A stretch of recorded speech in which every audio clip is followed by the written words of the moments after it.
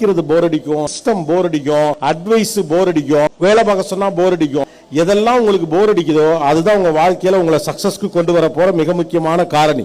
People, those who have the capability to handle boredom are the most successful people in this world. யாருக்காகவாவது போய் புள்ள சண்டை போட்டான்னா தயவு செஞ்சு சபாஷ்டா சொல்லிடுங்க. அதுக்கு தான் யாழ் இல்ல.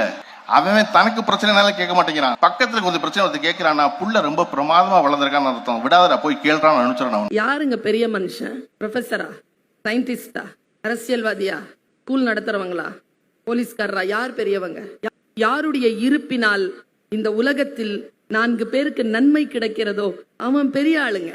அந்த பெரிய மனுஷ தன்மை மனசுக்குள்ள இருக்குதான்னு பாத்துக்கங்க. ஸ்கூல் வளர்த்து கொடுத்துரும். கல்வினா என்ன தெரியுமா? ஆரம்ப நிலை எழுத்து கல்லுல எழுத்து மாதிரி இருக்கணும், உயர்நிலை எழுத்து கவி மாதிரி இருக்கணும், அவன் என்ஜாய் பண்ணும், பார்ட்டிசிபேட் பண்ணணும்.